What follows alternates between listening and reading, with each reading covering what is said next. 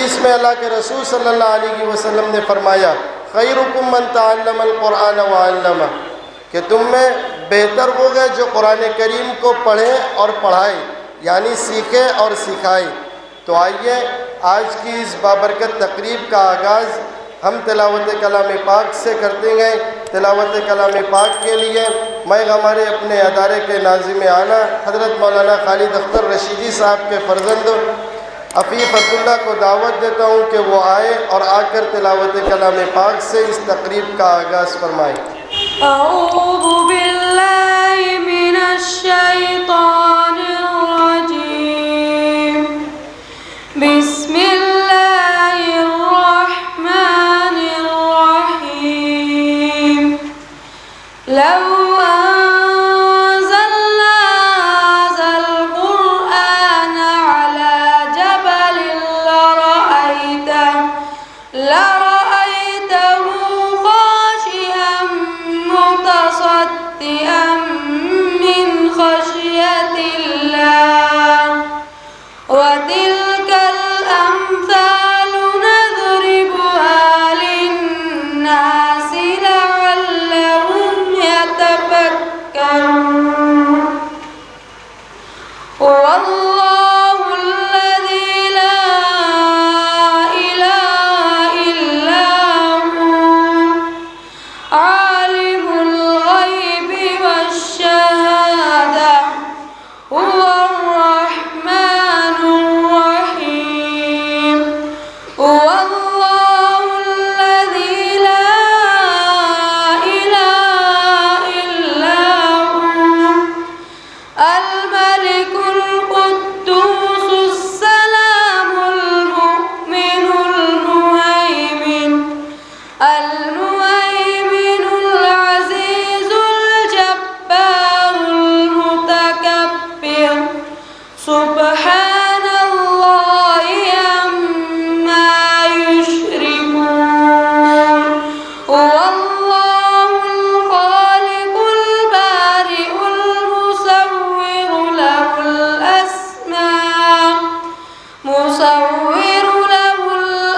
الأسماء الحسنى، يسبح له ما في السماوات والأرض وهو العزيز الحكيم۔ صدق اللہ العظیم۔ بعد نعت رسول مقبول صلی اللہ علیہ وسلم پیش کرنے کے لیے میں شعبہ حفظ کے طالب علم آصف عمر خان کو دعوت دیتا ہوں کہ وہ آئے اور آ کر نعت رسول مقبول صلی اللہ علیہ وسلم پیش فرمائیں۔ آپ فخر رسول سرور انبیاء رہبر کاروان وفا آپ ہیں۔ آپ فخر رسول سرور انبیاء رہبر کاروان وفا آپ ہیں۔ زیر دیوار کعبہ جو مانگی گئی وہ حسین وہ مبارک دعا آپ ہیں۔ آپ فخر رسول سرور انبیاء رہبر کاروان وفا آپ ہیں۔ زیر دیوار کعبہ جو مانگی گئی وہ حسین وہ مبارک دعا آپ ہیں۔ جنہیں ہم اور آپ قاری مختار احمد صاحب ملی کے نام سے جانتے ہیں۔ حضرت قاری صاحب مالیگاؤں کے مشہور و معروف دینی ادارہ مدرسہ مہد ملت کے شعبہ حفظ و عالمیت سے فاضل گئے۔ حضرت مولانا قاضی عبدالحاد اظہری صاحب کی ایما پر فن قرأت پڑھنے کے لیے کوپر گاؤں میں جانے کی رائے دی۔ چنانچہ فن قرأت میں آپ صرف مالیگاؤں میں ہی نہیں بلکہ ملک بھر میں ایک ممتاز مقام رکھتے ہیں، اور مالیگاؤں میں تو آپ کو استاذ القرآ کی حیثیت حاصل ہے۔ آپ نے فراغت کے بعد مالیگاؤں کے مختلف مدارس میں استاد قرأت کی حیثیت سے خدمت انجام دی، جن میں غماری اور آپ کی مادر علمی مدرسہ مہد ملت دارالعلوم محمدیہ وغیرہ بھی شامل گئے۔ آپ نے شہر بھر میں متعدد مساجد میں امامت و خطابت کے فرائض انجام دیے۔ اساتذہ کرام، عزیز طلبہ، میں رب ذوالجلال کا شکر گزار ہوں کہ اللہ رب العزت نے مجھے یہ موقع عطا فرمایا کہ میں نے اپنے استاد محترم قاری مختار احمد ملی صاحب سے درخواست کی اور انہوں نے برجستہ میرے اس درخواست کو قبول کیا۔ یہ میرے لیے بے پناہ شکر کا مقام ہے۔ اسی طریقے سے قاری الطاف صاحب کو بھی میں نے کہا، انہوں نے بھی قبول کر لیا۔ یہ میرے لیے سجدہ شکر کا مقام ہے۔ دونوں قاری صاحبان سے میں ادب کے ساتھ گوش گزار کرنا چاہتا ہوں کہ ہمارا روز کا معمول ہے، تعلیم و تعلم ہمارا مقصد ہے۔ ہم یہاں پر دینی اور عصری دونوں تعلیم کا سنگم لیے ساتھ چل رہے ہیں۔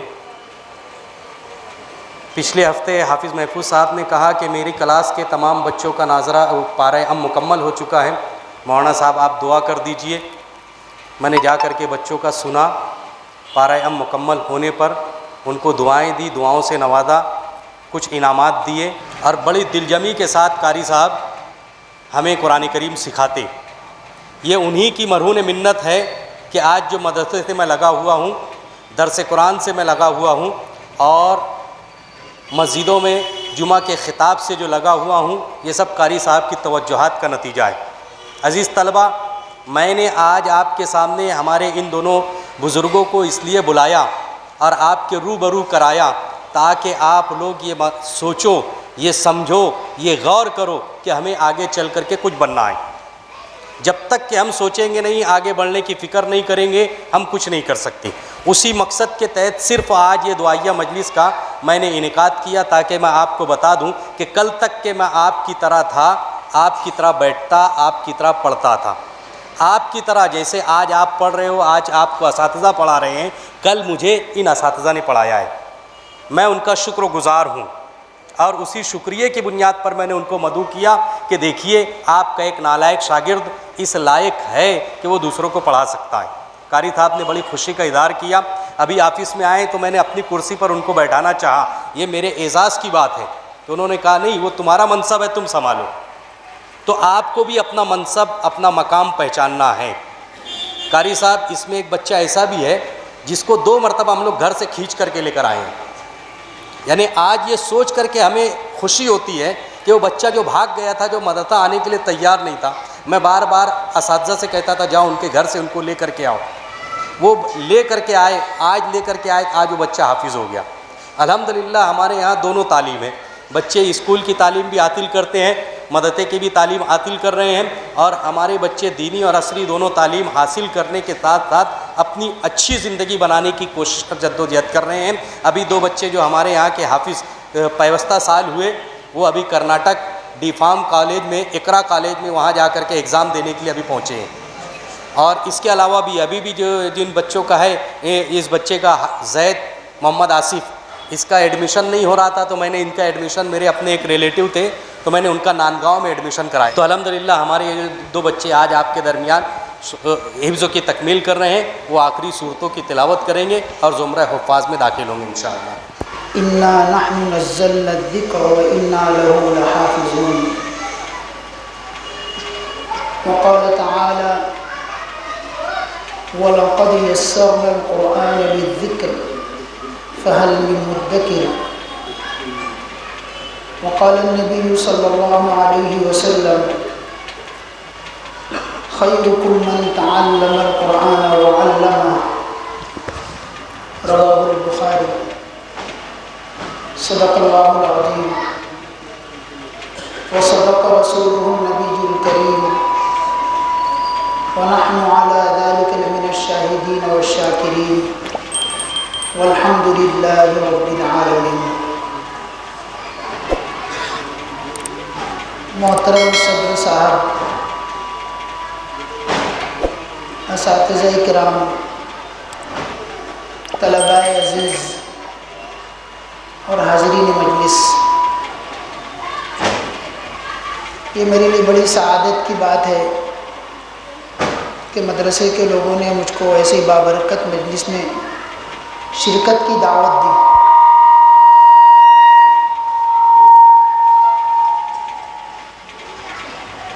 قرآن کریم کی نسبت پر جو بھی مجلس اور محفل ہوتی ہے اس میں اللہ تعالیٰ کی خصوصی رحمتوں کا نزول ہوتا ہے، اور ہم سب ایمان والے اللہ تعالیٰ کی رحمت کے محتاج ہیں۔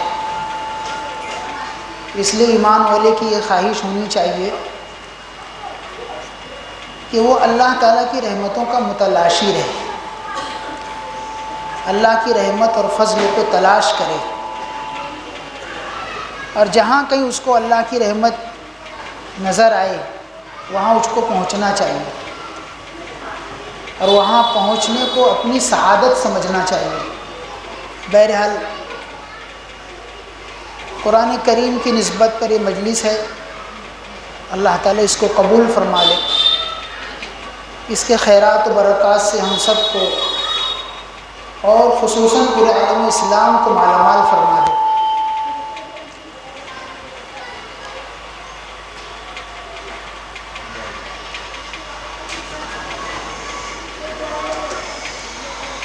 عزیز طلباء، حفظ قرآن کریم اسلام کی حقانیت کی دلیلوں میں سے ایک دلیل ہے۔ دیگر مذاہب کی بھی کتابیں ہیں، لیکن ہم کو ان مذاہب کے ماننے والوں میں ایک فرد بھی ایسا نہیں ملے گا جس کو اپنے مذہب کی کتاب زبانی یاد ہو، اور یہ اللہ تعالیٰ کا بہت بڑا فضل ہے کہ اللہ تعالیٰ نے قرآن کریم کو پڑھنا اور اس کو یاد کرنا آسان کر دیا، ورنہ یہ ان کا کلام ہے، یہ ہمارا عقیدہ ہے۔ ظاہر سی بات ہے، کلام الملوک ملوک الکلام، یہ اللہ کا کلام ہے جو ہمارے خالق اور مالک ہیں۔ اللہ تعالیٰ کی ذات سب سے بڑی ہے تو ان کا کلام بھی سب سے اعلیٰ ہے اور سب سے اکبر ہے۔ اس لیے قرآن کریم کے حفظ کو اپنے لیے بہت بڑی دولت سمجھنا چاہیے، اور اللہ تعالیٰ جس کو چاہتے ہیں اس کو اپنے قرآن مجید کا، اپنے کلام پاک کا علم عطا کرتے ہیں۔ یہ اللہ کا عطیہ ہے۔ بہت سے لوگ ہیں جنہوں نے بہت سے دیگر علوم حاصل کیے لیکن قرآن کریم کے حافظ نہیں بن سکے، قرآن کریم کے حفظ کی کوشش بھی کی تو حافظ نہیں بن سکے۔ اللہ تعالیٰ جس کو چاہتے اس کو حافظ قرآن بنا دیتے۔ میں نے جس آیت کی تلاوت کی تھی اس آیت کی تفسیر میں مفتی محمد شفیع صاحب رحمۃ اللہ علیہ نے ایک واقعہ لکھا ہے کہ عیسائیوں میں سے ایک شخص تھا، بہت اچھی کتابت کرتا تھا۔ اس کے ذہن میں ایک دن یہ بات آئی کہ میں توریت کو لکھوں اور اس کو لکھ کر کے لوگوں میں فروخت کروں۔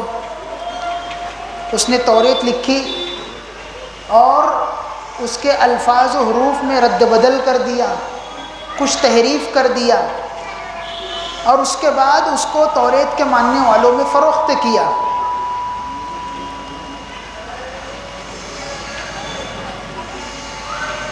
توریت کے ماننے والوں نے اس کو بڑی اونچی قیمت میں اور ہاتھوں ہاتھ لیا۔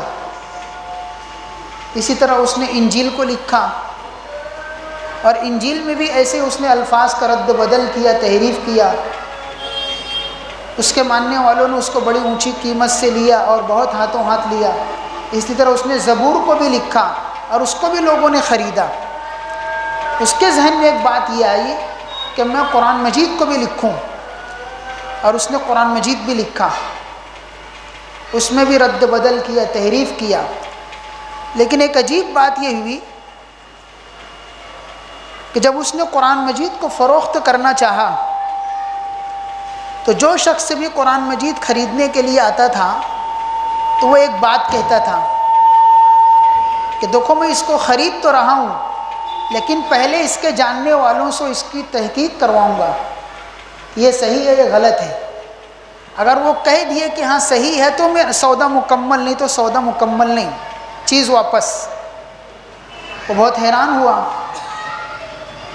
کہ توریت ہے، انجیل ہے، زبور ہے،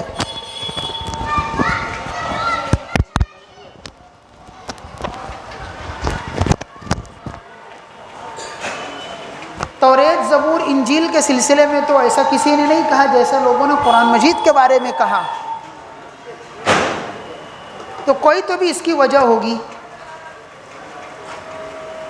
جب اس نے قرآن مجید کا مطالعہ شروع کیا، قرآن مجید کا علم حاصل کرنا شروع کیا، تو اس کو قرآن مجید میں یہ آیت نظر آئی، اِنَّا نَحْنُ نَزَّلْنَا الذِّكْرَ وَإِنَّا لَهُ لَحَافِظُونَ، کہ ہم نے قرآن کریم کو نازل کیا ہے اور ہم ہی اس کی حفاظت کریں گے۔ تو یہ اللہ تعالیٰ کی حفاظتی انتظام ہے یہ، کہ دیگر کتابوں کے بارے میں اللہ کا یہ وعدہ نہیں ہے کہ ہم حفاظت کریں گے، لیکن قرآن مجید کے سلسلے میں اللہ نے وعدہ کیا ہے اور اللہ تعالیٰ اس کی حفاظت کر رہے ہیں کہ حفظ کی تکمیل کی ہم سب بھی حفظ قرآن کریم کریں گے، اور عظمت کے ساتھ، اہمیت کے ساتھ، سچے ذوق و شوق کے ساتھ کریں گے، تو انشاءاللہ اس کی برکت ہم دنیا میں بھی دیکھیں گے اور آخرت میں بھی دیکھیں گے۔ بس شرط یہ ہے کہ سینے میں عظمت ہونا چاہیے۔ عزیز طلبہ، قرآن کریم کا حفظ اللہ تعالیٰ نے ہر ایک کے لیے مقدر نہیں کیا، جن لوگوں نے طلب کا اظہار کیا اللہ تعالیٰ نے ان لوگوں کے لیے آسان کر دیا۔ میرے پاس الحمدللہ ایسی مثالیں ہیں کہ لوم چلاتے چلاتے ان لوگوں نے حفظ کیا اور اللہ نے حافظ بنا دیا۔ آج بچے مدرسے میں رہ کر کے حفظ نہیں کرنے پاتے، شوق کی بات ہے، طلب کی بات ہے۔ میرے ایک ساتھی ہیں، ان کو حفظ کا شوق ہوا، 12ویں جماعت کے طالب علم تھے، کا حفظ قرآن کرنا ہے، کچھ تجوید کی مشق کرائی، پھر مغرب کے بعد ان کو ایک جگہ حفظ میں بیٹھا دیا، وہاں بھی نہیں جا سکے، گھڑی لگاتے تھے، گھڑی لگاتے لگاتے انہوں نے 9 مہینے میں حفظ قرآن کریم کو مکمل کیا، 9 مہینے میں حافظ قرآن ہو، اور ہر سال پابندی سے تراویح میں قرآن پاک سناتے بھی۔ میری ملاقات ایک بزرگ سے ہوئی، عمر دراز آدمی، 80-82 سال کے تھے۔ میں نے ان کو دیکھا کہ روزانہ قرآن مجید پڑھتے تھے رمضان شریف میں۔ ان سے پوچھا کہ آپ کو بہت اچھا یاد ہے اور کتنا پڑھ لیتے روز؟ کہنے لگے سال بھر 1 منزل روزانہ پڑھتا ہوں، روزانہ 1 منزل، یعنی گویا کہ 7 دن میں کلام پاک پورا ہو جاتا ہے، اور رمضان شریف میں روزانہ 1 قرآن مکمل کرتا ہوں۔ ان کا یہ معمول تھا۔ تو میری ملاقات ان سے خانقاہ کنتھاریہ میں ہوتی تھی۔ میں نے ان سے پوچھا کہ آپ نے حفظ کیسے کیا؟ انہوں نے جو اپنا واقعہ سنایا وہی میں آپ لوگ کو سنانا چاہتا ہوں۔ کہنے لگے کہ میں بہت غریب گھر کا بچہ تھا، میرے گھر بڑی غربت تھی، میں ایک ہوٹل پر چائے تقسیم کرتا تھا، جس کو ہم لوگ اپنی زبان میں پچری کہتے ہیں۔ اس زمانے میں ہمارے شہر میں حضرت مولانا حسین احمد مدنی رحمۃ اللہ علیہ تشریف لائے، لوگ ان کے بیان میں جا رہے تھے، میں بھی ان کے بیان میں چلا گیا، بیعت کی مجلس ہو رہی تھی، میں بیعت ہو گیا۔ کچھ دن کے بعد میرے دل میں داعیہ اور جذبہ پیدا ہوا کہ میں حافظ قرآن بنوں۔ میں نے اپنی مسجد کے امام صاحب، جہاں حضرت مولانا سید حسین احمد مدنی رحمۃ اللہ علیہ کا بیان ہوا تھا، ان سے جا کے کہا، تو انہوں نے کہا کہ آپ یہ بات اپنے شیخ کو لکھو کہ میں قرآن کریم کا حفظ کرنا چاہتا ہوں۔ انہوں نے اپنے شیخ کو لکھا، تو ان کے شیخ نے جواب دیا کہ تمہارے یہاں غربت ہے، تم مدرسے میں رہ کر پڑھ نہیں سکتے ہو، گھر کی بھی ریکھ دیکھ ہے، اور عمر تمہاری پختہ ہو گئی ہے، تم 18-20 سال کے ہو گئے ہو، لہٰذا تمہارے لیے مشکل ہے کہ کسی ادارے میں بیٹھو۔ البتہ ایک دعا لکھ رہا ہوں، حفظ قرآن کریم کرنے کے مقصد سے اس دعا کو پڑھا کرو۔ حضرت مولانا سید حسین احمد مدنی رحمۃ اللہ علیہ نے اس خط کے جواب میں اس دعا کو لکھا، اللہم انفعنی بما علمتنی وعلمنی ما ینفعنی وزدنی علما۔ کہا کہ یہ دعا میں مانگتا رہا، دعا کرتا رہا کہ اللہ مجھ کو حافظ بنا دیجئے۔ حضرت نے لکھ دیا تھا، اس کو حفظ کی نیت سے پڑھتا تھا میں۔ ایک مرتبہ ایسا ہوا، اتنی تیزی سے داعیہ پیدا ہوا کہ نہیں مجھ کو حفظ شروع کر دینا چاہیے۔ مسجد کے امام صاحب کے پاس روزانہ جا کر کے قرآن کریم یاد کر کے سنانا شروع کیا۔ الحمدللہ 2.5 مہینے میں حافظ قرآن ہو گئے۔ لکھا ہے قرآن کریم کی تلاوت کا پہلا حق یہ ہے کہ کہ اس کو ایسے ہی پڑھا جائے جیسا اللہ تعالیٰ چاہتے ہیں۔ حدیث شریف میں حضور نے ارشاد فرمایا ان اللہ یحب ان یقرأ القرآن کما انزل، کہ قرآن کریم جیسے نازل کیا گیا ہے ویسا ہی پڑھنا چاہیے۔ آج ہم لوگ قرآن مجید کو ویسا نہیں پڑھتے جیسا نازل کیا گیا، اس سے مراد یہ ہے تجوید کے ساتھ پڑھنا چاہیے۔ اور تجوید سے مطلب یہ نہیں کہ خوب آواز بنا کے لہجہ بنا کے خوب مٹک مٹک کے، نہیں، بلکہ تجوید کی اصل یہ ہے کہ حرفوں کی ادائیگی صحیح ہونی چاہیے۔ بعض لوگ گنہ مت خوب اچھا کرتے ہیں، سمجھتے ہیں تجوید آ گئی، ایسا نہیں ہے، بلکہ حرفوں کی صحیح ادائیگی کا نام تجوید ہے۔ گنہ اور مد یہ حرفوں کی صحیح ادا میں معاون اور مددگار ہیں، پوری تجوید وہی نہیں ہے، حقیقت میں ایک ایک حرف کو صحیح ادا کرنا ہے۔ حضرت علی کرم اللہ وجہہ سے کسی نے ترتیل کی تعریف پوچھی تو آپ نے فرمایا الترتیل هو تجوید الحروف و معرفت الوقوف، کہ ترتیل نام ہے حرفوں کو اچھا ادا کرنے کا اور صحیح جگہ وقف کرنے کا۔ تو ہم حافظ قرآن ہیں، ہمارے سینے میں اللہ نے قرآن کو دیا ہے، ہم اس کی تلاوت پابندی سے کریں اور صحیح ڈھنگ سے کریں۔ امام غزالی رحمۃ اللہ نے اس کا دوسرا حق یہ لکھا ہے کہ قرآن کریم ہم سے کیا کہہ رہا ہے اس کو معلوم کرنے کی کوشش کرے۔ اب یہ کیسے حاصل ہوگا؟ ہم حافظ قرآن ہیں تو گونگے نہ رہیں، کچھ عربی سیکھنے کی کوشش کرے تاکہ جو ہم پڑھ رہے ہیں اس کو سمجھنے کی کوشش کرے، اور نہیں تو درس قرآن کی مجلسوں میں جا کے شرکت کرے تاکہ ہم قرآن کریم کے معنی مطالب کو جان سکیں، قرآن کریم ہم سے کیا کہہ رہا ہے۔ تیسری بات امام غزالی رحمۃ اللہ علیہ نے اس آیت کی تفسیر میں یہ لکھا ہے کہ قرآن کریم کی باتوں پر عمل کرے۔ قرآن کریم نے جہاں یہ کہا ہے کہ ہم نماز پڑھیں، روزہ رکھیں، تلاوت کریں، اسی کے ساتھ ساتھ قرآن کریم نے یہ بھی کہا ہے یا ایھا الذین آمنوا اجتنبوا کثیرا من الظن، کیا ایمان والو بدگمانی سے بچو۔ اور قرآن کریم نے ہم کو تجسس سے منع کیا، ولا تجسسوا، کسی کی ٹو میں مت رہو۔ قرآن نے یہ بھی کہا ہے کہ کسی کی غیبت مت کرو، یعنی گویا کہ ہماری پوری زندگی قرآنی تعلیمات کے مطابق ہونی چاہیے۔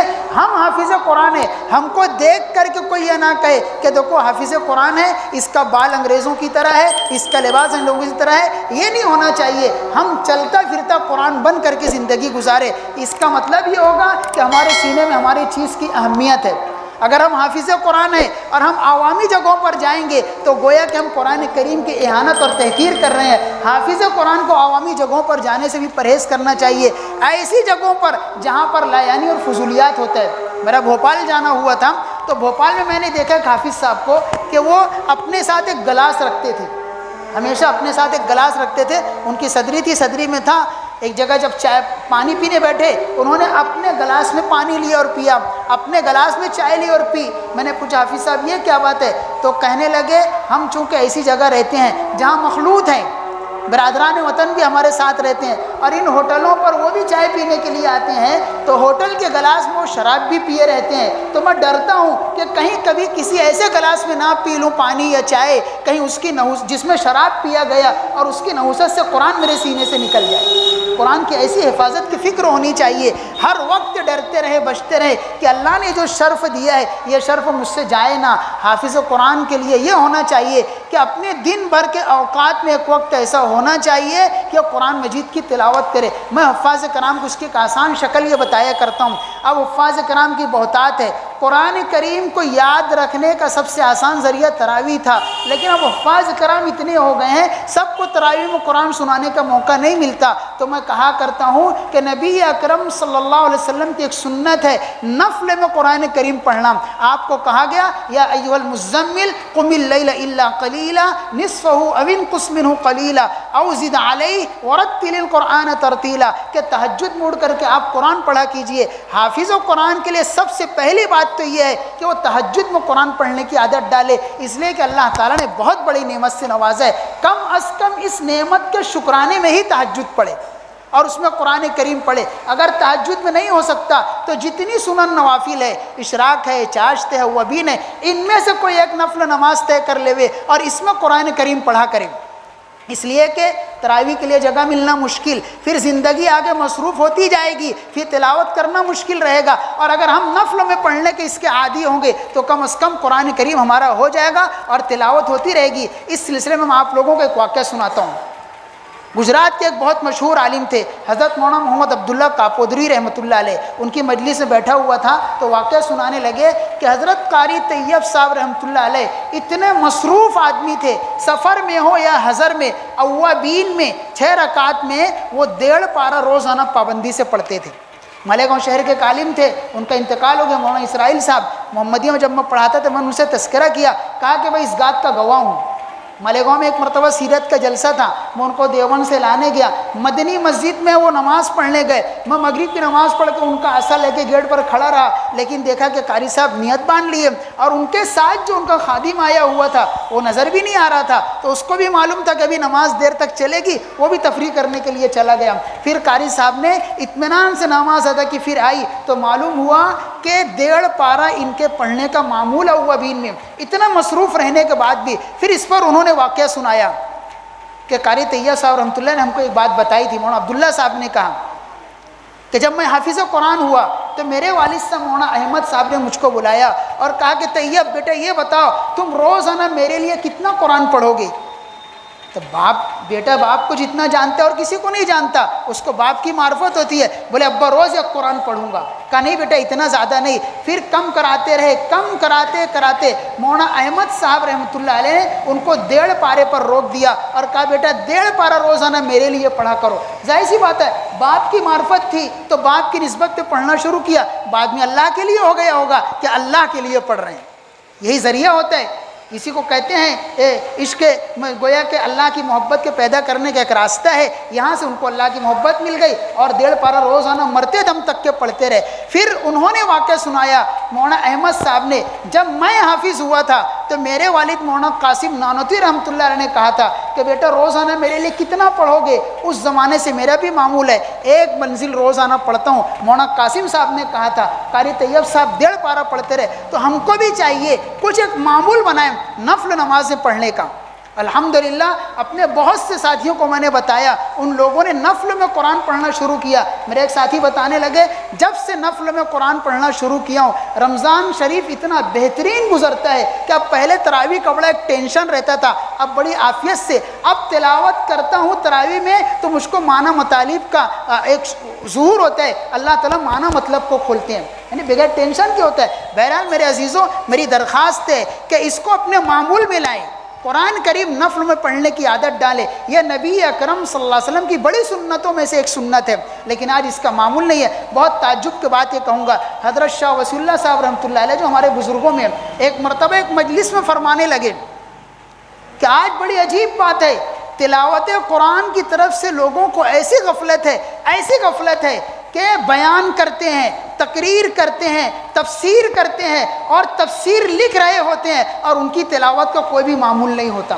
حضرت نے بات ارشاد فرمائی تو اس مجلس میں ہندوستان کے ایک بہت بڑے عالم موجود تھے اور ان کے وہاں پہنچنے کی اطلاع بھی شاہ وصی اللہ صاحب کو نہیں تھی، اور ہوتے حضرت مولانا عبد الماجد دریابادی رحمۃ اللہ علیہ فرما رہے تھے گویا کہ یہ بات حضرت نے میرے لیے کہی، اس زمانے میں میں تفسیر ماجدی لکھ رہا تھا لیکن میری اپنی تلاوت کا کوئی معمول نہیں تھا۔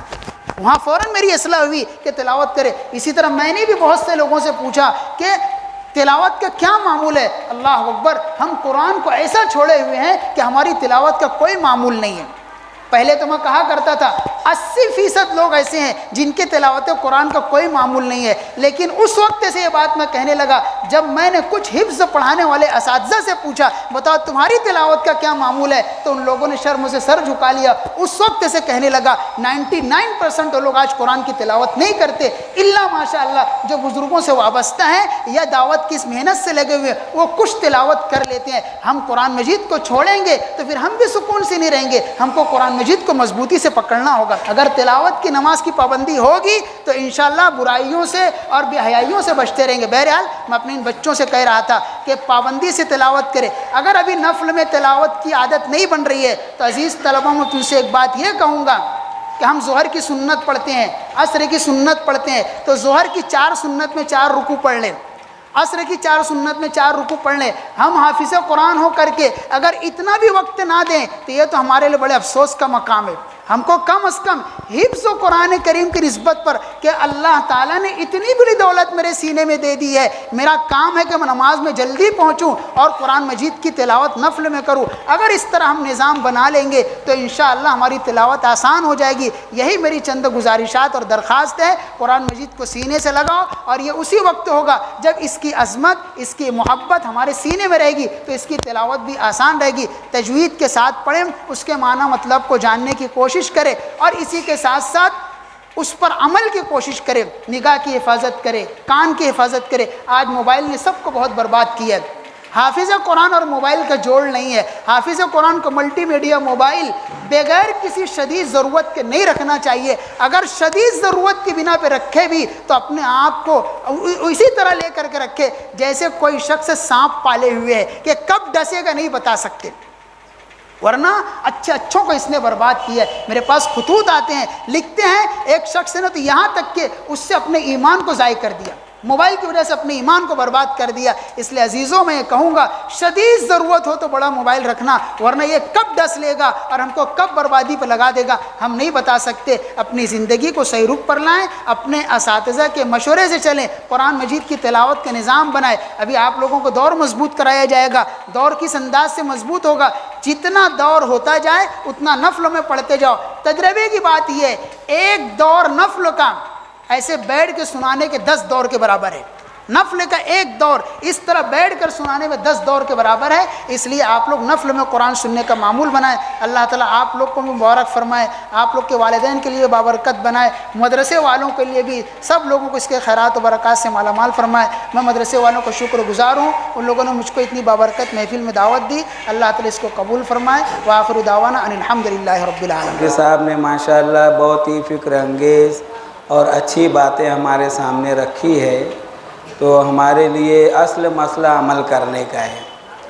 میں حافظ ہونے والے دونوں بچوں کو بہت مبارکباد دیتا ہوں، ان کے والدین کو اور خاندان کے سرپرستوں کو مبارکباد دیتا ہوں، ادارے والوں کو بھی مبارکباد دیتا ہوں۔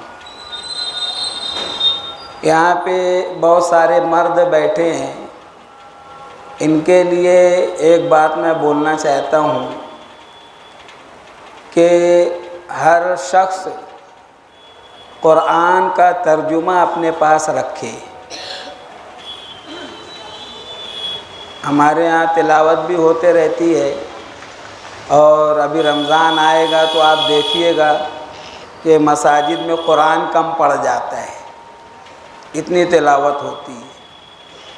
میں خود اللہ کے فضل سے حافظ قرآن ہوں، میرا بھی پڑھنے کا معمول ہے، اور قرآن کی تلاوت بڑی سعادت کی بات ہے۔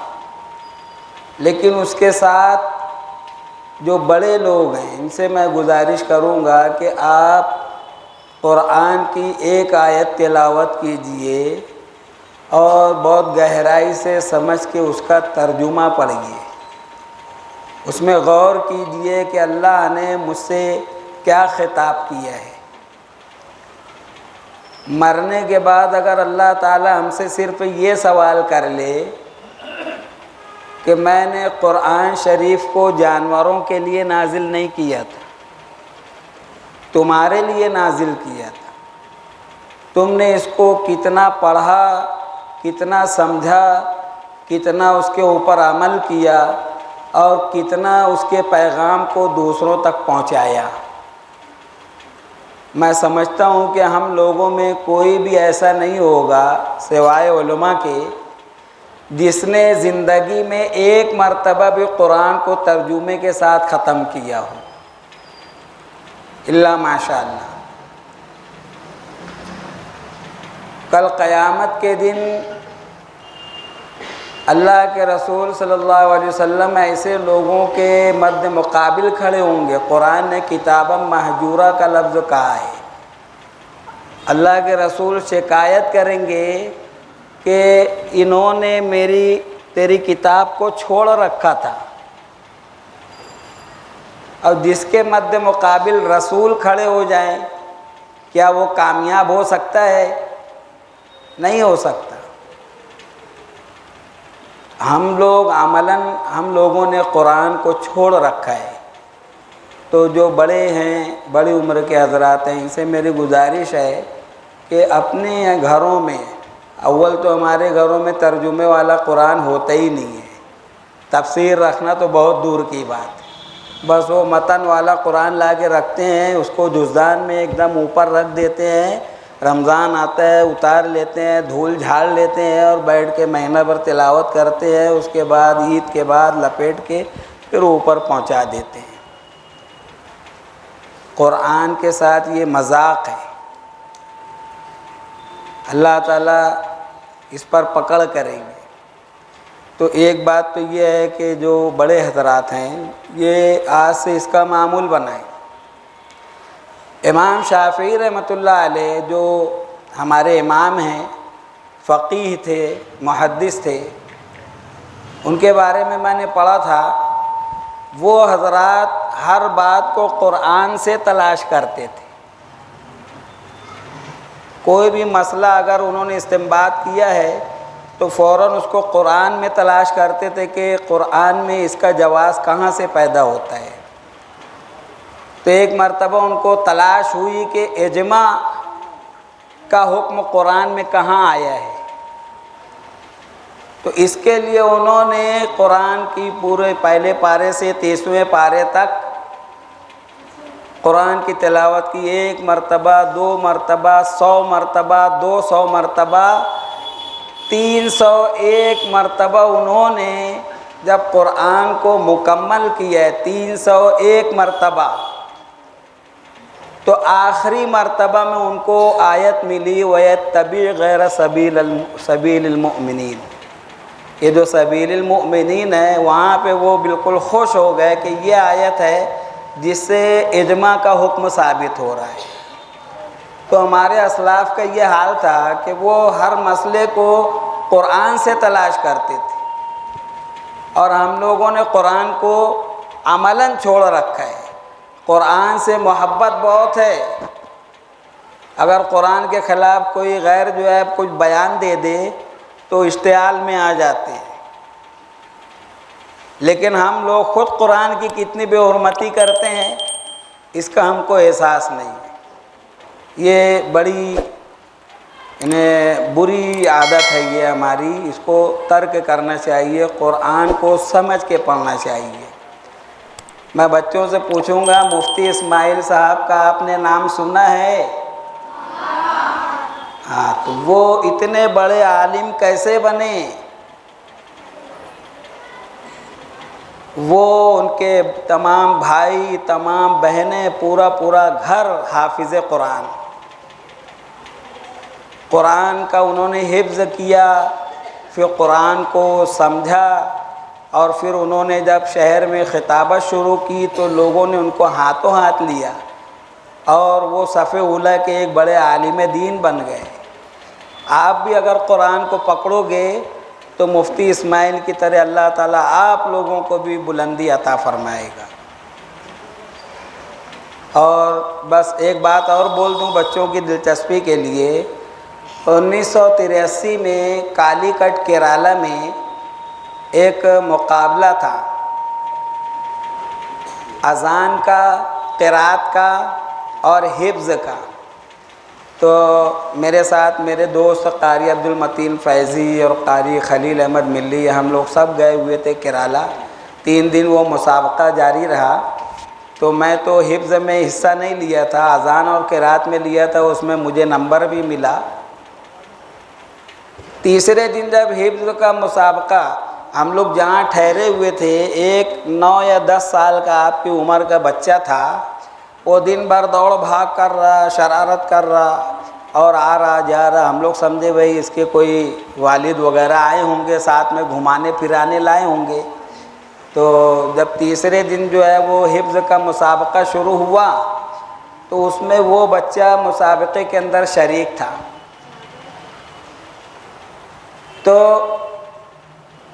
اب 3 جج تھے وہاں پہ، جب حفظ کا مقابلہ شروع ہوا تو اس بچے سے پورے 30 پارے سے مختلف مقامات سے مشکل آیات چن کے ججز نکال کے رکھتے ہیں اپنے پاس، اس کی فہرست رکھتے ہیں سوالات کی، اور اس میں سے انہوں نے بچے سے سوالات کیا، وہ بچہ پڑھتا رہا، ہر آیت اور ہر رکوع کو اس نے تجوید کے ساتھ بہترین لہجے میں حفظ کی پختگی کے ساتھ تلاوت کیا، کہیں اٹکا نہیں۔ جج صاحبان سوال کر کے تھک گئے۔ سنی باتوں پر عمل کرنے کی توفیق عطا فرمائے۔